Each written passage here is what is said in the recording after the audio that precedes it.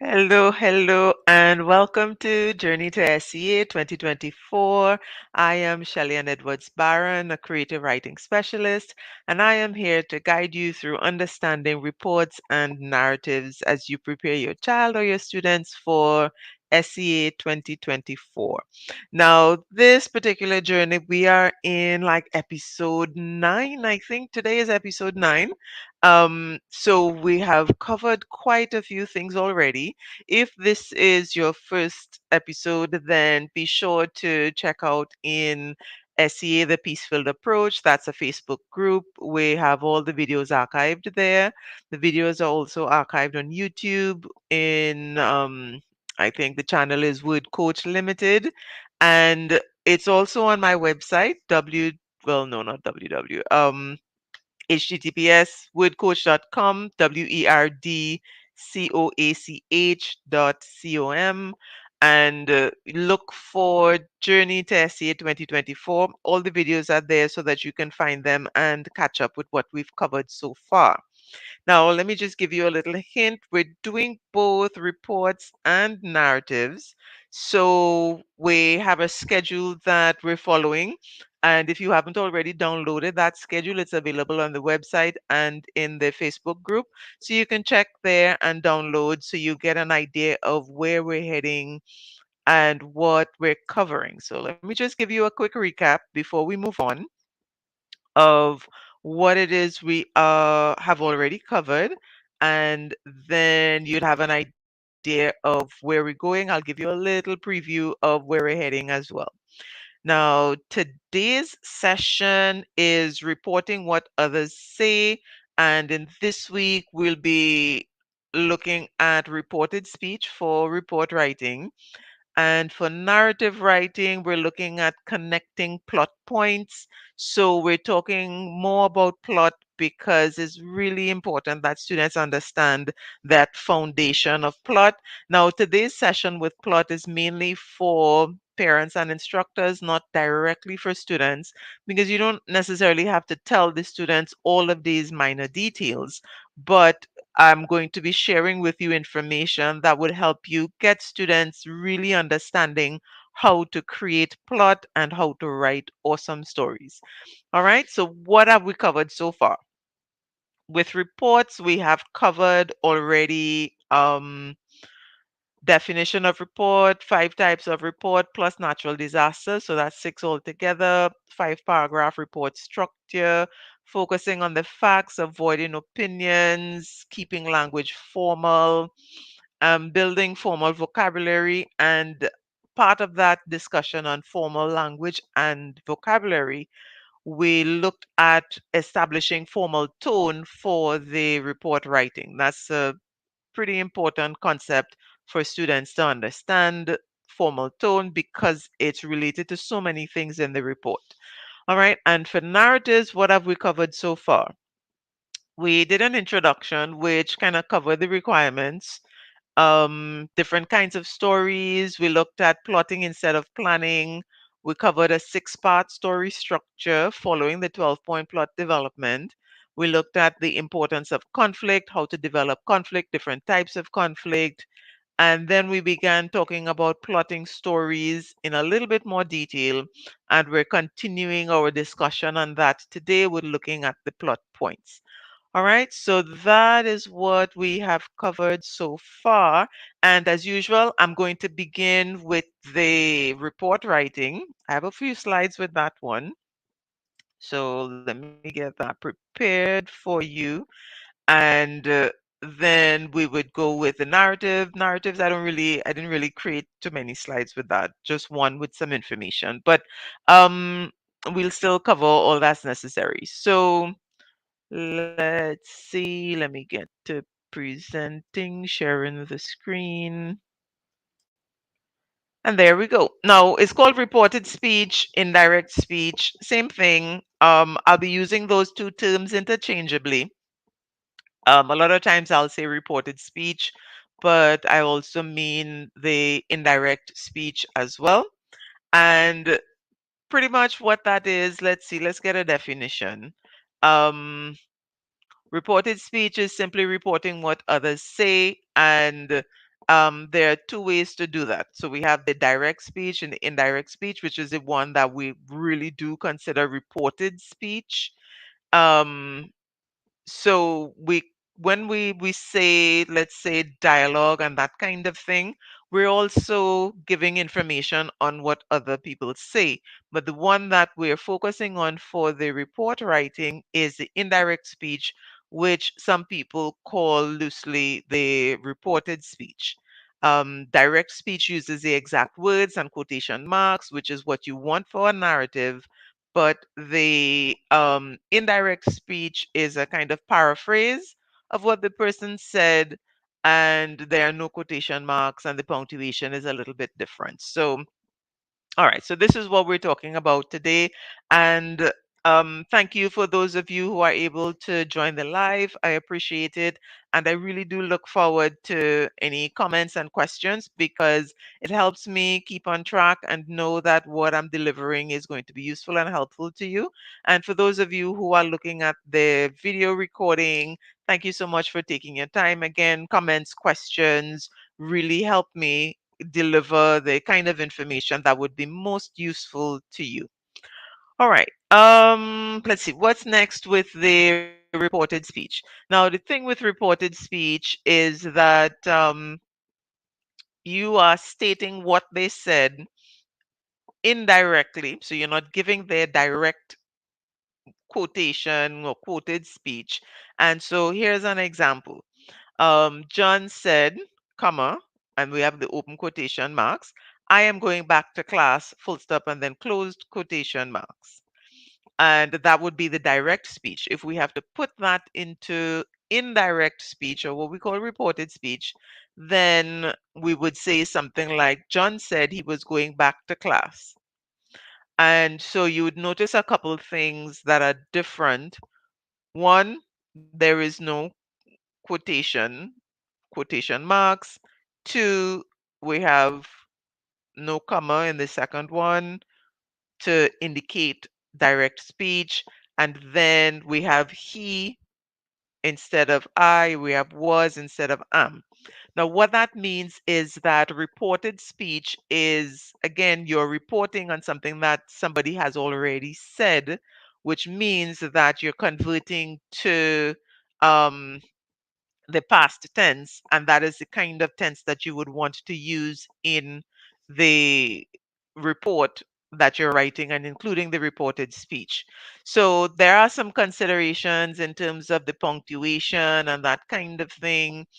So I'm gonna kind of like gloss over that, not really gloss over, but go through it kind of quickly because what I really want to guide you on this week is that you want the child to know, whoever the child is that you're working with writing SEA 2024, you want them to understand reported speech, what it is, how to use it, and how to convert the direct speech into reported speech. So that's the number one thing. The number two thing is that you also want the child to have an idea of the kinds of things that people would say in different circumstances that they could be reporting on. So doing a review of understanding the kinds of things that could be said during an event or during an activity, during an incident, accident, whatever type of report the child is reporting on, then you want to go through the motions and discussions about, what would people say during a situation like that, and at various stages of the situation as well. Because remember, as we're reporting, especially if you're working with that 5 paragraph structure, you're reporting on what happened immediately before that led to the situation, what happened during the situation, what happened immediately after, and then possible consequences, outcomes that the reporter, the child, would be privileged to knowing. So we're really looking at the whole idea of making sure that the student understands the reported speech, understands the kinds of things that people would say in a given situation, And of course, the third would be able to use it and include it in their writing. So that's what you are introducing this week. And you want to do this in a number of ways. One of the things that I do is to, of course, explain to the students what exactly is reported speech. We do a couple activities and we look at, how to create the conversion. So you can go online certainly and look for direct speech to indirect speech activities and worksheets and so on. And in my textbook, I have an entire lesson on that.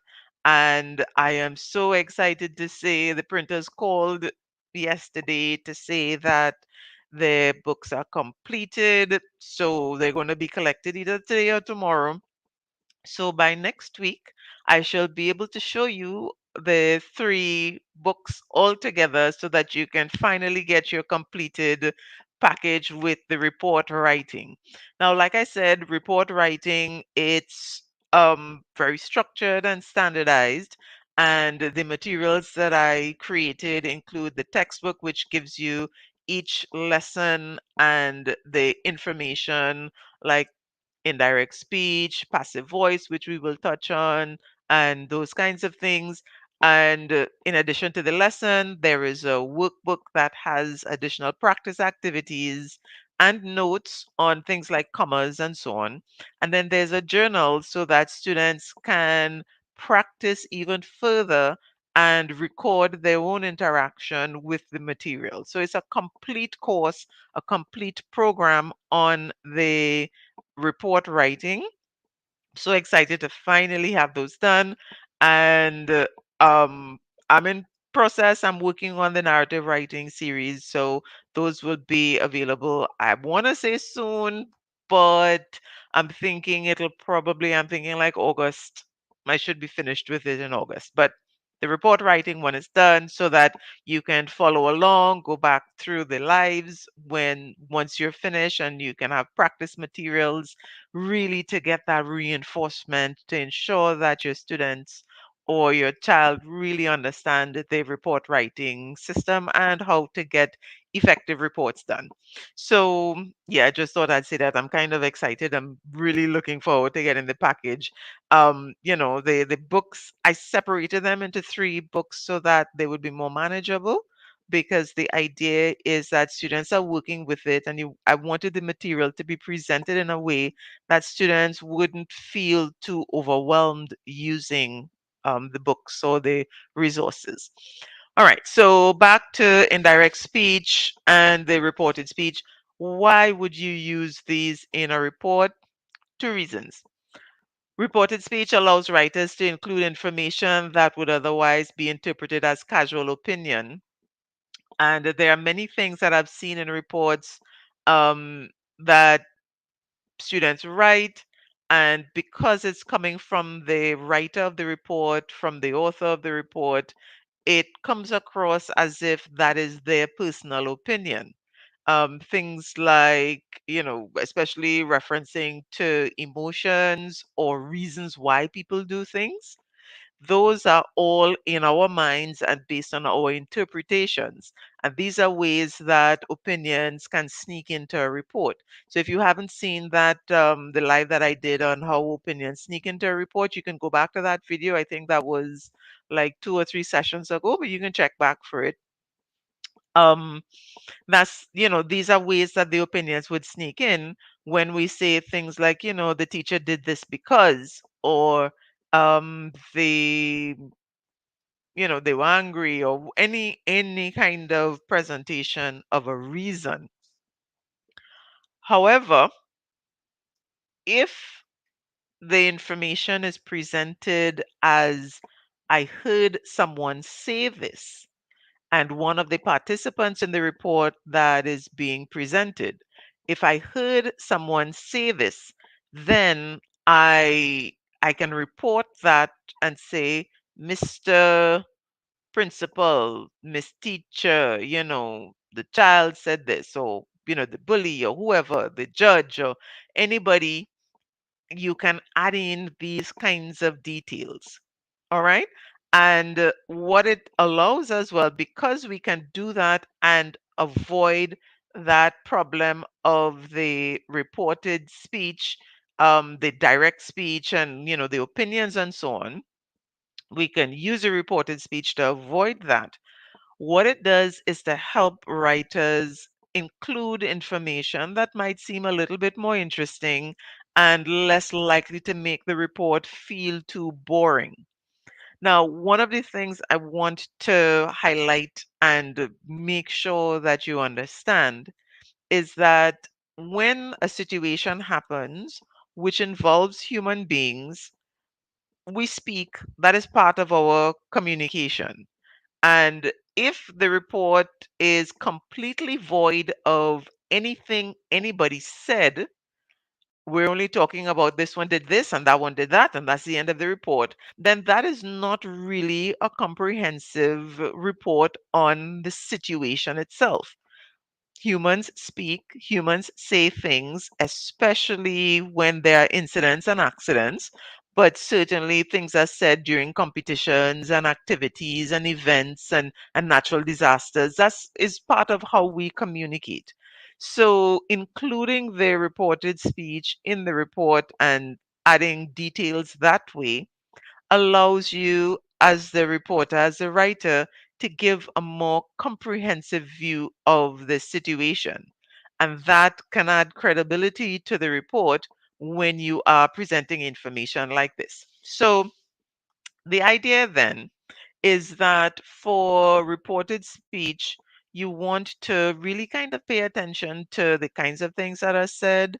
And if you say something in your report as the writer and author that seems like an opinion, think about who else in the situation could have said it, and then convert that to reported speech where he said this, she said that, and whatever the verbs that you could use, informed, requested, etc. We have the more active verbs that you can use instead of said, but using those and presenting the information in reported speech makes the report seem more active, complete, and direct because you have now included some of the verbal interaction that happened during the situation. So, definitely recommended to include reported speech. If you haven't thought of that, make sure the child knows what it is and how to do it. And let me highlight a few things that would help you in terms of what to pay attention to. All right. The punctuation, pronouns, and the verb tense. Now, remember, report is in past tense, and there are variations of past tense. We have the simple past, past progressive, and the past perfect. Those are the three that you would want to pay attention to.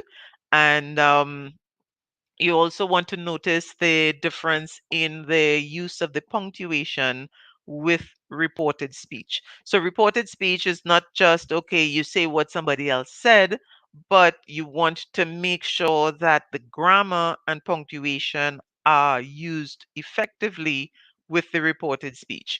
So, we have, as I had mentioned before, the punctuation. We don't have the quotation mark, so this and this would be removed. There's no comma after the verb said because we're not setting off direct speech, so that is gone as well. This here is removed. And I is changed to he because John is no longer the direct speaker. The reporter, the author is speaking and referencing John, so we change the pronoun. And then the verb tense changes from am going to was going. So we get in the past tense. So these are the four major considerations. So you want to go through, make sure the child understands, and we have the practice with the reported speech in that regard. And then we also want to look at the fact that there are different strategies for reported speech when it comes to statements and questions, commands, and exclamations. Now, of course, the exclamation is one you want to be careful with because An exclamation introduces emotion and an emotional response. So those we want to minimize.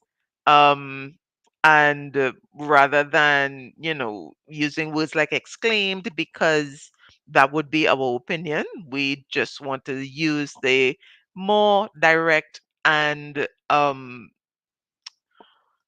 words that are more reflective of focus on the information rather than how the thing was said. Because exclamations really go toward how something was said. And in a report, we're not interested in how it was said. We're just interested in what was said. And that's one of the reasons why you want to minimize the whole you know, they exclaimed, shouted. We want to be really careful with those kinds of verbs. So informed simply means that we're telling, requested simply means that they were asking a question, and variations of those are the basic ones, along with said, those would be as useful as you would need, because remember, you're not doing the whole thing in reported speech, just a few places, so you can vary them so that it wouldn't seem just like you're overusing the word said. But please do be careful with any other options, because we're not focusing on how something was said. We're really just focusing on what was said. So, what do you need to pay attention to? So, let's go back. So, we wanted to pay attention to the punctuation, and we want to pay attention to what exactly is being reported. Is it a statement? Is it a question? Is it a command? And so on. And there are different ways that you can do that. So, again, a quick search online, converting direct speech to reported speech would give you lots of information on that. My textbook has that detail, and then the worksheets for the students to practice. All right. So we can work on that. So when it comes to the reported speech, let's see. Let me check what's the next thing that I need you. Verb tense, pronouns, right? Verb tense, pronouns, punctuation. Those three with the reported speech. We have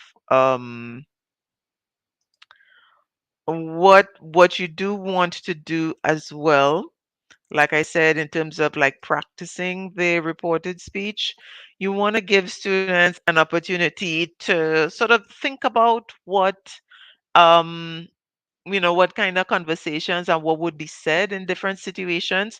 And these are five options. So you can have students go through. So, okay, in the case of a bullying incident, especially if the student is not familiar with the situations, they've never experienced it, they've never observed it. And it is true, quite a few students, the schools that they go to, they've never seen things like that in their personal experience, so they don't know. One of the things that I do as well is that I look for clips, video clips. I love using videos because, of course, it makes it dynamic and interesting so students can see the situation actually unfolding. So, and I just go on YouTube. If I see, like, I might remember in a movie or something, I could look for those specific clips. But generally, I just go to YouTube and do a search for bullying incident, or, a movie with bullying, or, something um that I could use in the classroom with the students. In terms of an accident, that's one example, fire next door, or, part of the school caught fire, something like that. We can have competitions, steel band finals, any competition will do. Activity, field trip to a factory, and you would identify what factory, because depending on the factory, conversations and the tour might be different. Well, it would be. And so, what did the tour guide say? What would your teacher say? What kinds of questions might come up? So, and then Christmas concert, what kind of event? Maybe you can also think about a situation where someone visited the school, what would normally happen. So, in a case like this, what you're doing is like running through the different types of reports, different examples, and thinking about, okay, what would people say? Who are the participants? What would they say? What would be useful to include? What could be left out? Because remember, a report is also about being very selective with the information. It has to be critically important to understanding what took place and therefore relevant to the situation and all of that. So this is also an opportunity to help students with relevant and irrelevant information. Um, so you can have them make a list of things that people would say in these situations. And then from there, you decide, okay, which is relevant, which is not relevant, which can be included, should be included, can be left out, should not be in the report. So students can really have that understanding of how to make that selection where the report writing information is concerned so that they can use the reported speech effectively. So so that's it, I think, for the report writing. Let me check, make sure I covered everything that I wanted to. Yeah, I think that's it. So reported speech, yes, please. Um, Punctuation, the grammar, which would be the verb tense in particular, the two different types of punctuation. You have to pay attention to the quotation marks, the commas. We're not using those, and we're changing the grammar to past tense. And so that's really what you want to pay attention to. And of course, you have to look at whether it's a command, whether it's a question mark, a question, or a statement or something. So you would adjust accordingly. All right, so that is where the reports are concerned, reported speech. If you have any questions about that, please feel free, drop it in the comments. I'll try to get to it as best as possible. I respond to the comments in the on the Facebook page with Coach Youth, as well as in the Facebook group, SEA The Peaceful Approach. I respond to those comments far more quickly than I do on the YouTube. So if you're making comments on YouTube, which would definitely help, and if that's where you're looking at it, fine. That's why it's there.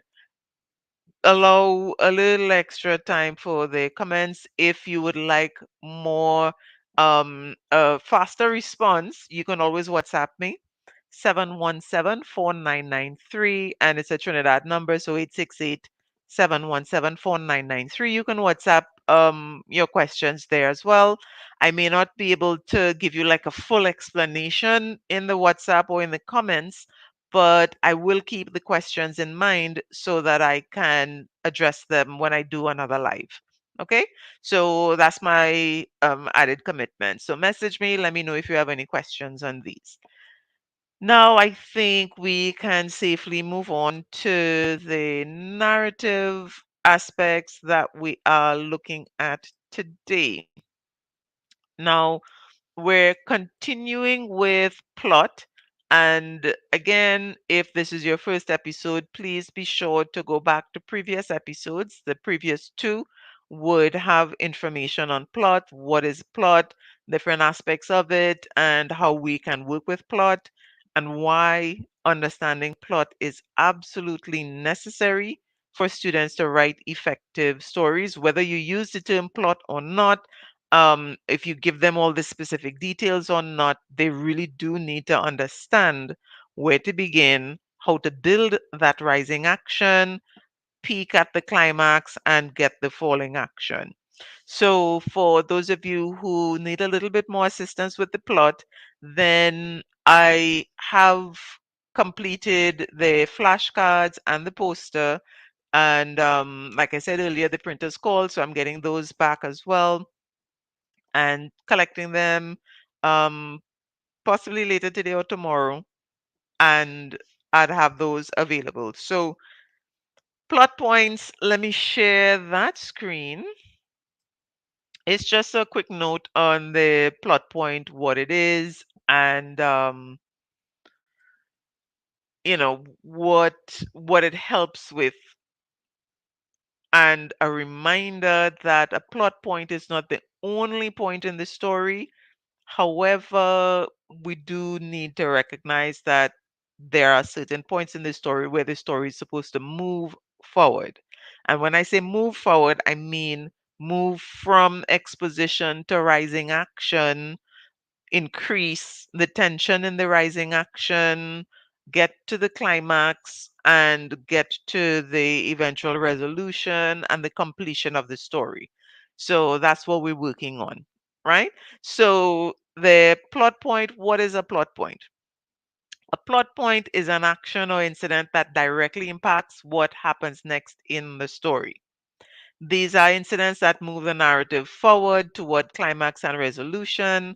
And what's important to note is that these are not the only actions in the story. Now, depending on the level of your writer, you can focus only on the plot points to really get the story completed. If your writer is seriously struggling with the development of the story and adding in other actions that fill out the story, work on the plot points first, and then you can go back and show them how to expand on the story by adding in additional details and additional actions. But of course, you really want to make sure that they recognize that plot points move the story forward. And what this means is that readers need to know how the characters got from here to there, why things happen, and plot points are how you deal with that. So, sometimes you would have a story where when you read it, you ask yourself, like, huh? You were just in the basement and, now you are upstairs doing what? And, so that whole idea of cause and effect, and I probably should have done a slide on that. But you see, cause and effect, that is an absolute necessity for students to understand. Every action has a reason, has a cause, and also would have an effect. So part of the effect with the plot point is moving the story forward. But then what caused this? How did you get from this point to that point? How did you solve the problem? So you just one of the things, there's a video that I show my students when we're discussing plot, and at the end of the video, I mean, the story develops. It's a more emotionally driven story than action. And near the ending, so it's like, let me just give you the rundown. The name of it is A Fox and a Mouse. Something story about the fox and the mouse. Wow, I can't remember the title of it now, but it's on YouTube. So I in that story, the fox, many students kind of mistake the main character. So I use this story to cover many different issues. But basically the fox is trying to eat the mouse, and then through a series of events and activities, things change, and then eventually in the end they become friends. Now, part of the plot is that there are some owls involved who decide they want the mouse. And now, because the fox is the mouse's friend, the fox is protecting the mouse from the owls. And it's like there's this whole drama, and then the skate is based, it's a foreign story. So snow and ice and lake and all these kinds of things. And so there's this drama building up. And then at the end of the story, the owls oppose the fox to get the mouse. And the whole thing was just that the fox growls at the mouse, growls at the owls, sorry. And then the owls fly away. And that's the end of it. And I'm like, okay, that plot point needs some help, because it's meant to move the story forward, and it's meant to explain how the fox eventually gets the mouse, but it's also supposed to be the climax. And remember, we're going to be talking about this next week, so I'll add some more details about this, but the climax is supposed to be the most exciting part of the story. And a fox growling at a couple owls is not a really exciting bit. So, one of the things I discuss with students is how to make the plot points exciting. And so when the story moves forward, you're building on and always adding to the excitement of the reader as they follow the story. So we're looking at recognizing that, these are things that the plot points moving the story forward. But here's the thing, these are not the only actions in the story, and they're not often just like one thing happening. So, recognizing that your plot point can also have some breadth, and what I mean by that is some description and explanation to make it a lot more exciting, that's an important consideration for the young writers, because sometimes when you focus heavily on plot, they think that everything in the story is only meant to move the story forward and nothing else happens in the story. But if nothing else happens in the story, it's not going to be as fulfilling and exciting. So we do need to also look at creating that breadth with each plot point instead of just being that strategic move the plot forward only kind of action. So when explaining these things, I don't really go into, this is a plot point and so on. I don't generally go into that kind of detail with most students. Many of them ask the question, and so I explain and I elaborate. There are some students that are really keen on understanding how things work, not just knowing how to do it, but how it works so that they can, create their own. Right now, I'm actually working with a brilliant young man who has intentions of writing his own stories. He's into sci fi fantasy, which is my thing. So I'm really excited about helping him with those as well. And as we're going through understanding plot and all those things, I show him, how you get how you get a novel, you know, uh, 180 pages from a plot that if you plot it out, you get a really quick jotting, because you do have to spread it out and give more details. This is where the vivid descriptions come in.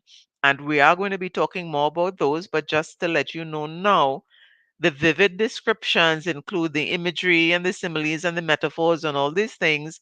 And this is how writers are able to expand and give readers that, you know, experience of the story. So the plot points move things forward, but we do need to be able to what we call flesh it out and expand on ideas a little bit, so that while we're critically focused on the plot point, we ought not to forget that we do need to spread. And how we do that, like I said, is with the vivid descriptions and, adding in a few more actions. So, going back to that story with the fox and the mouse, when I discuss that story with students, I always give them the activity to create a different climax. So we don't just like want one thing happening in the climax, the owls turned up, tried to get the mouse, the fox growled at them and they flew away. I mean, like, even that has a few actions, but you want to add in some more details where, maybe one of the owls tried to attack the fox and he had to pounce on them and some feathers flew and, so we're giving some more details to expand on the plot point. Plotting the story and identifying the plot point helps readers see their story beginning to end, but then when they're writing it, they need to be able to expand on the ideas to add in those vivid descriptions and details. All right, so that's really what I wanted to point out here with the plot and the activities this week. Again, you can go back into plotting stories have students think about and brainstorm on the different ways that they can expand on a plot point to add in the vivid description, what kind of descriptions they can add. Um, we can do practice with exploring the imagery and all those kinds of details so that students can see, hey, what can I see, smell, taste, hear, touch? How do I feel? How do things move? So, in a particular situation, this is a plot point that I'm trying to express, but how do I express that and how can I add in some extra details with expressing that? Um, so that's the thing with plot points. So we're still on plot, and I know at this point, lots of you're thinking, all right, we need to move forward, but take what I'm telling you, getting into the plot in as many different avenues and as many different details as possible would really help students understand their story from beginning to end. So you do want them to revisit that 12-point plot development until they know it by heart. Now, I know there are other forms of development, so whichever one you're using, make sure the student can rattle it off to you. So you ask them, all right, in my case, I'm recommending the 12 point because that helps students see that step by step. Um, but you ask them, okay, what's point number 9? How does this um, impact the moving of the story forward? Number 9 is the intervention, and that gives the main character what they need to engage with the climax. What is point number 4? Point number 4 is the reaction to the complication. So that's the beginning of the conflict. How do the characters respond to that? They have to respond with an emotion, they have to respond with behavior. And this is an excellent place to include some setting description and character description. So, how do things happen? What's really going on with the development? So really make sure students can rattle it off to you. What is a 12 point? Well, you start with the hook. The hook is this, then you do 2 is the context. Context includes these details. 3, complication. Have them memorize it. Because at this point, while we are pausing and noting and recognizing each point of the plot, having students be able to plot their own stories, especially getting to the resolution and that lesson learned. We're, we're laying the foundation for all of these things. When it comes to doing writing drills, at that point, students should not be going 1 to 12 with their plot, having to write it down in order to see it and understand it. At that point, they should be doing what we call annotating the prompt and creating their plot from the prompt. But the only way they can get to do that is if they thoroughly and completely understand the 12 point, because then they would know what they would need to jot down. And what I usually recommend, in addition to annotating the plot, the addition of 2 points of conflict, because the prompt usually gives at least one idea of a problem.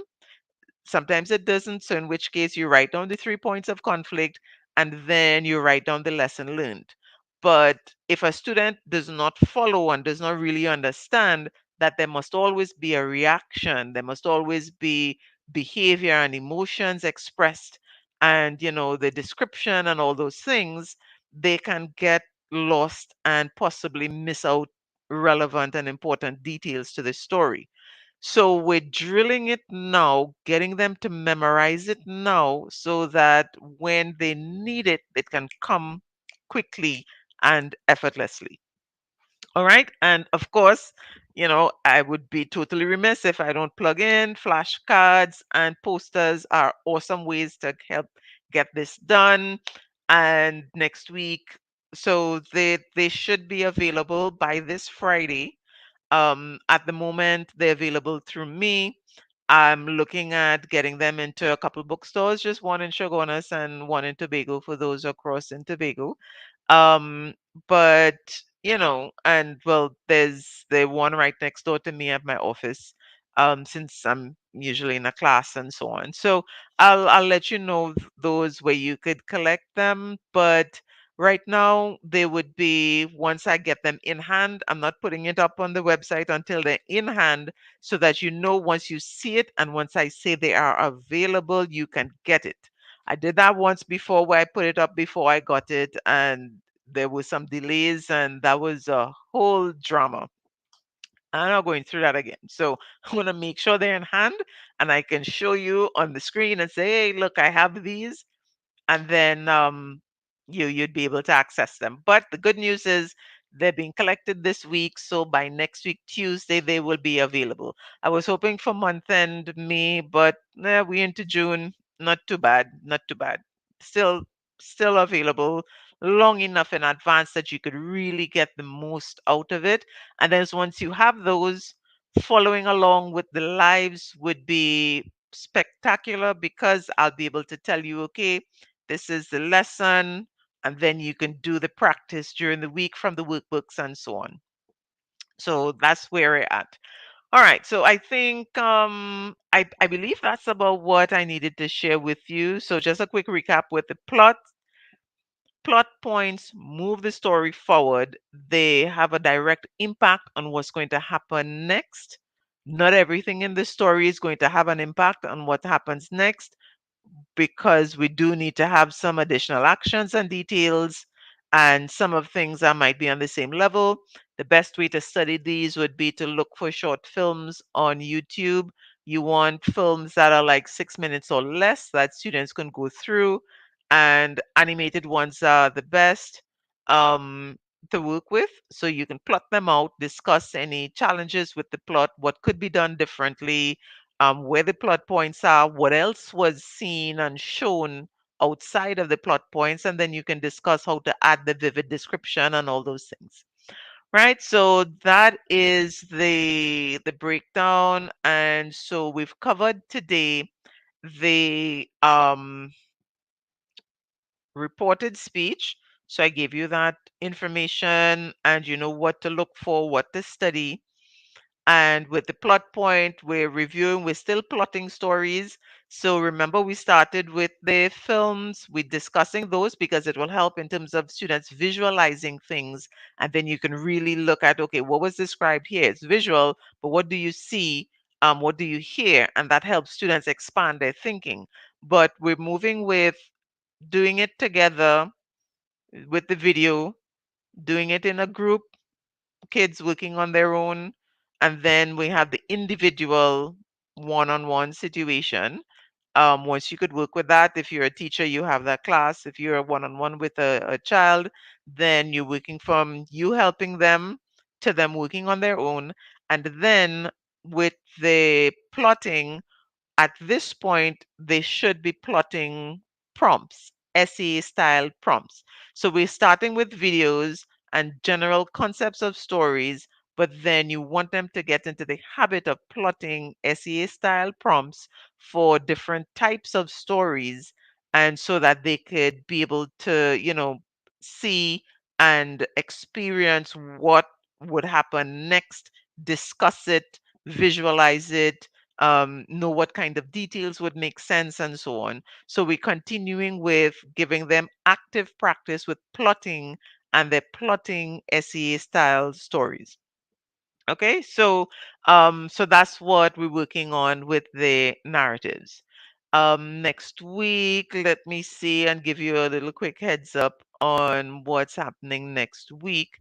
Um, we're getting into practice with reported speech. So I'll bring a couple examples to show you um, more with reported speech there. And with the narratives, we're moving on to climax.